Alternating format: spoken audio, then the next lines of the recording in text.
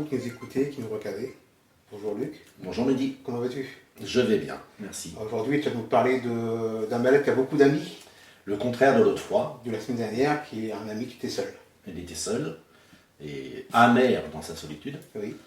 Et le récit d'aujourd'hui, eh bien c'est un homme qui a beaucoup d'amis. Des amis qui sont prêts à se couper en quatre pour lui.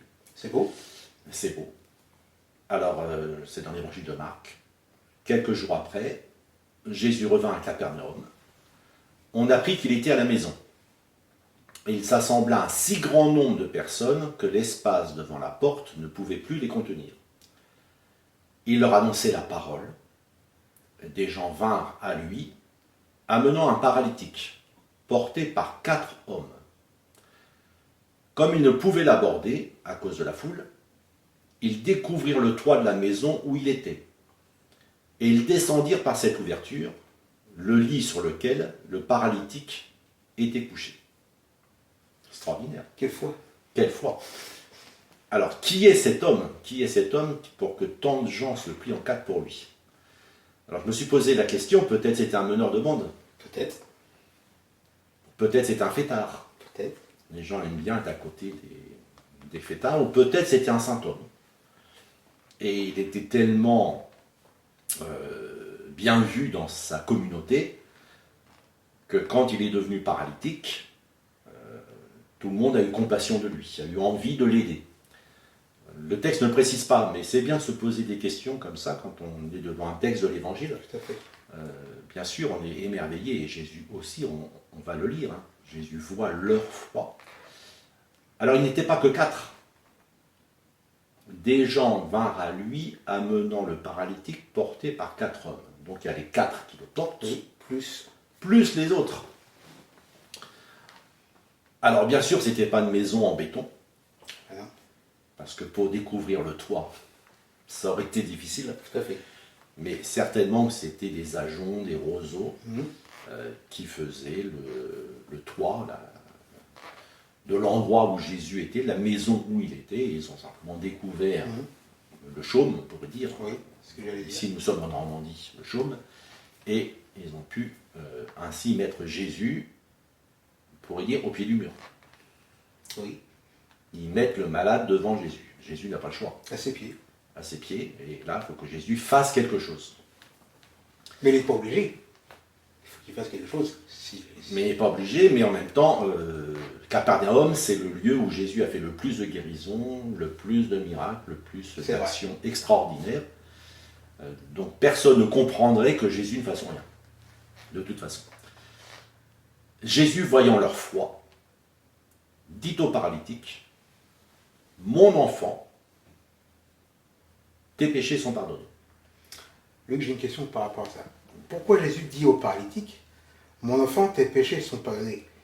C'est le paralytique qui avait la foi ou ses amis? On est toujours les 4 amis du paralytique qui avaient cette foi pour que Jésus lui, tes péchés sont pardonnés.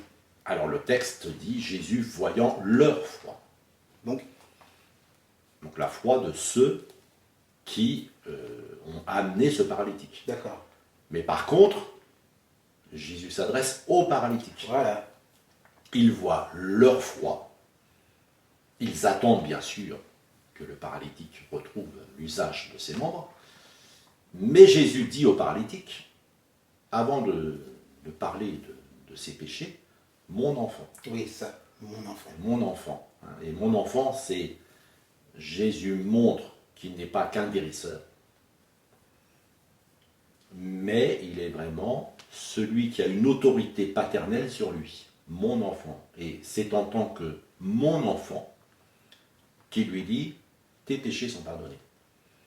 Donc Jésus crée une relation personnelle entre lui et le paralytique, même si c'est au milieu d'une foule nombreuse. Est-ce que ça peut être choquant si c'est une personne qui est beaucoup plus vieux que Jésus à l'époque, qui dit mon enfant?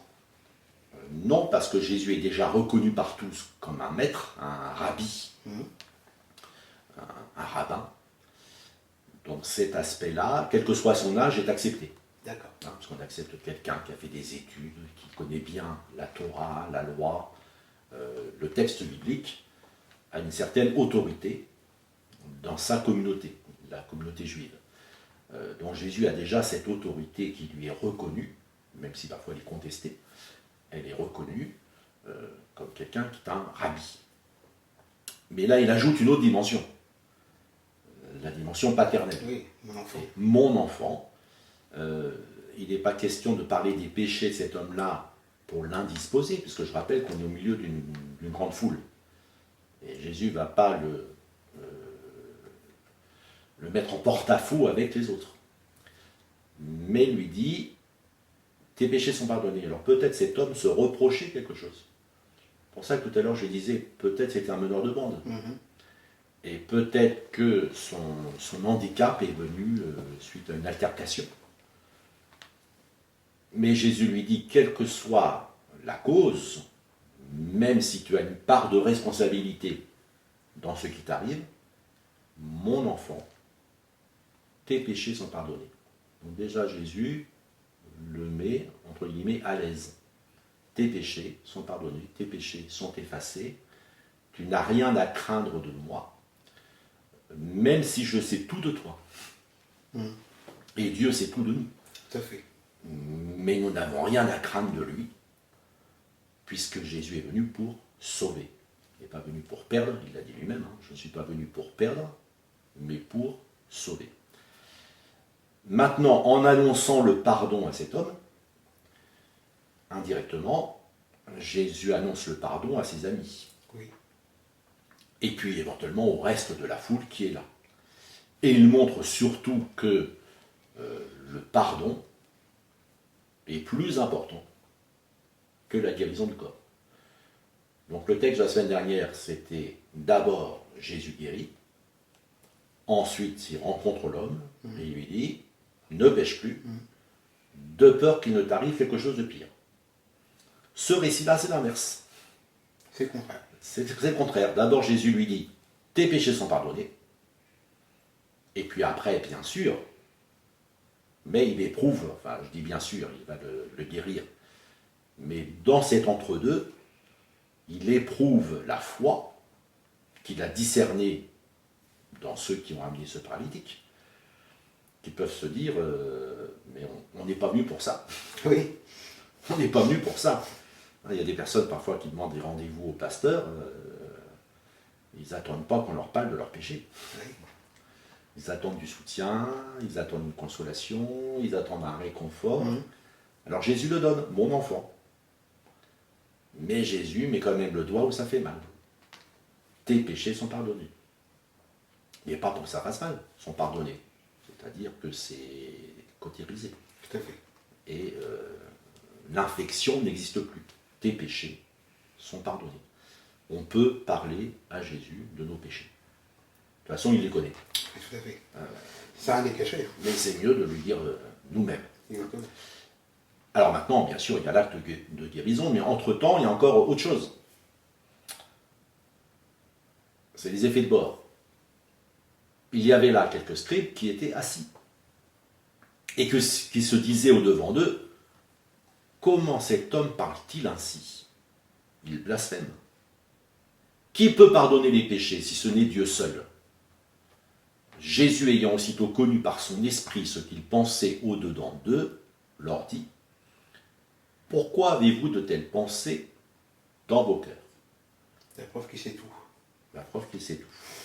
Donc il connaît les péchés de l'homme paralytique, mais il connaît aussi les pensées intriguées et intrigantes de ceux qui sont instruits dans la loi de Moïse. Et ils n'ont pas tort dans un sens. Quand ils disent « seul Dieu peut pardonner les péchés », c'est vrai. Qui de nous, parfois, certaines personnes se vantent « j'ai pardonné, j'ai pardonné », je vois même des émissions de télé « j'ai pardonné », comme si on avait fait un exploit. Tout à fait. Mais le seul qui pardonne réellement, qui a le pouvoir de pardonner, C'est Jésus. c'est Dieu lui-même. Alors si Jésus dit « tes péchés sont pardonnés », il faut accepter la conclusion. Donc Jésus est Dieu. Tout à fait. Jésus est Dieu. Mais Jésus va se présenter quand même comme le Fils de l'homme. Lequel est le plus aisé de dire au paralytique « tes péchés sont pardonnés » ou de dire « lève-toi, prends ton lit et marche ». Or, afin que vous sachiez que le Fils de l'homme a sur la terre le pouvoir de pardonner les péchés.